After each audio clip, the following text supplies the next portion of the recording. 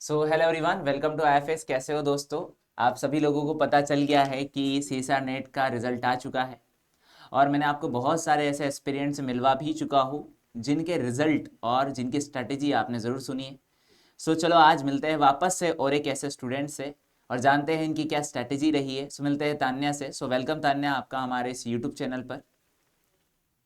Yes sir, thank you so sir. Tanya, जैसे मैं हर किसी से सबसे फर्स्टली एक ही क्वेश्चन पूछता हूँ कि आपका क्या मेजर ऐसा थिंकिंग था इस एग्जाम को चुनने का, कि आपको आखिरकार क्या अपनी लाइफ में करना या अचीव करना है जो कि आपने इस एग्जाम को चॉइस किया है।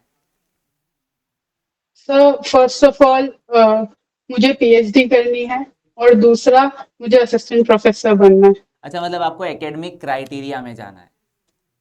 Yes sir. Okay okay. So फिर तान्या, आपने कैसे एफर्ट्स लगाए इस एग्जाम के लिए? थोड़ा आपके बारे में, आपकी जर्नी आप बताना चाहें। Yes sir. सर एक्चुअली मैंने ये एग्जाम दो बार क्वालिफाई किया है। एक बार दिसंबर 24 में, बट तब मेरी रैंक नहीं थी और जेआरएफ नहीं हुआ था। इस बार मेरा रैंक आया है ऑल इंडिया 55 एलएस कैटेगरी में, जो सेकंड कैटेगरी है। और मैं ट्राई करूंगी कि नेक्स्ट टाइम मैं और ज्यादा इम्प्रूव करूं। सो इस टाइम आपने कैसे, क्या प्रिपरेशन, आपकी स्ट्रेटेजी रही है कि आपने इस बार क्या ऐसा मिस किया? आपको क्या लगता है कि क्या ऐसा मिस किया जिसके कारण मेरा जेआरएफ थोड़े से बच गया है? सर ऑनेस्टली मैंने मिस नहीं किया कुछ, बट हाँ वहाँ पे एग्जाम देते टाइम शायद थोड़ा हड़बड़ी हो गई, जिसकी वजह से जो नंबर है या जो स्कोर्स है वो नेगेटिव में चले गए।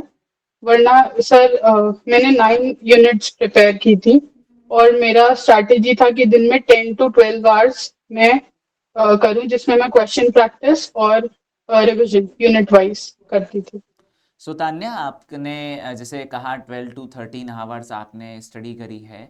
सो आपका स्टडी नो शेड्यूल सर, कैसा? 10 to 12। हाँ, 10 to 12 ten to study twelve आपने जो करी है, तो आपका स्टडी शेड्यूल क्या हुआ करता था? कि मतलब आपका क्या क्राइटेरिया हुआ करता था कि हम 10 से 12 घंटे में ये चीज़ पढ़ेंगे, मतलब पढ़ेंगे।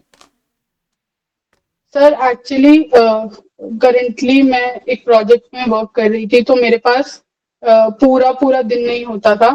तो स्टार्टिंग तो मैंने 4 to 5 आवर्स, जो आफ्टर 5:30 के बाद जो भी टाइम मिलता था रात में सोने से पहले, मैं उस टाइम पे पढ़ती थी। और उसके बाद फिर मैंने 1 महीने का यहाँ से ब्रेक लिया था।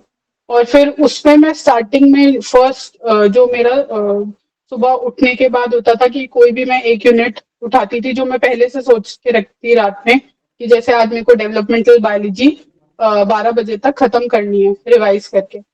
तो मैंने 12 बजे तक डेवलपमेंटल बायोलॉजी खत्म करी। उसके बाद फिर मैं 1.5 आवर्स या 2 आवर्स उसके सारे जो क्वेश्चंस होते थे प्रीवियस ईयर स्पेशली, जो कि आईएफएएस की बुक से ही मैं प्रैक्टिस करती थी।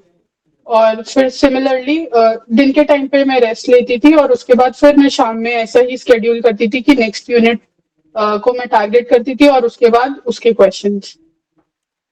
सो तान्या, आपने जैसे कहा कि आप अपने शेड्यूल के हिसाब से चलती थी, तो आप वैसे आईएफएस के किस प्लेटफॉर्म के साथ कनेक्टेड थी? सब मैं यूट्यूब के थ्रू कनेक्टेड थी। पहले मैं यूट्यूब में मैंने गोल्ड मेंबरशिप ली थी फॉर 2 मंथ्स, और फिर जेआरएफ एक्सप्रेस स्टार्ट हो गया था तो मैं उसमें रेगुलर थी। अच्छा। सो बहुत बढ़िया है। सो तान्या, आपका जो क्राइटेरिया आपने बताया है कि आपने मोस्ट ऑफ यूट्यूब से ही सारी की सारी स्टडी करी है, तो क्या यूट्यूब में वो सारी चीज़ें अवेलेबल मिल जाती है हमें जो कि इस एग्ज़ाम को क्वालिफाई करने के लिए सफिशिएंट है?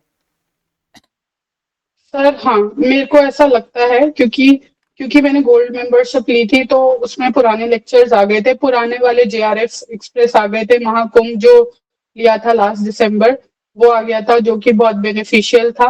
और ये अभी इमोशन बैच में सर ने लास्ट टाइम डेवलपमेंटल बायोलॉजी विशाल सर ने और प्रियांशु सर ने सेल बायोलॉजी पढ़ाई थी, उसको मैंने रेगुलरली देखा था, बहुत बढ़िया जो है। कि बहुत ज्यादा हेल्पफुल था।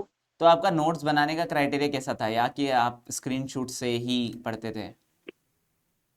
नहीं सर, मैं क्योंकि लेक्चर्स होते थे तो मैं लिख रही होती थी, पॉज करके फिर मैं लिखती थी, पहले मैं सुनती थी, फिर मैं पॉज करके वीडियो को अपने नोट्स बनाती थी, और ये ऐसे ही मैंने कंटिन्यू करा। और अगर कोई डाउट आ जाता था, बिकॉज क्योंकि अगर हम सेल्फ प्रिपरेशन कर रहे हैं तो कहीं ना कहीं डाउट्स तो आते ही है, तो फिर आपने उसको कैसे यस सर। इम्प्रूव किया? सर बहुत सारे जो यूट्यूब लेक्चर्स है ना, उनके नीचे बच्चे क्वेश्चंस पूछते हैं चैट बॉक्स में। तो बहुत सारे क्वेश्चंस जो होते हैं वो कॉमन होते हैं, बहुत बेसिक होते हैं और कॉमन होते हैं, तो वहां पे मिल जाते थे, वरना फिर मैं उसको सर्च करती थी फिर। चलो बहुत बढ़िया तान्या।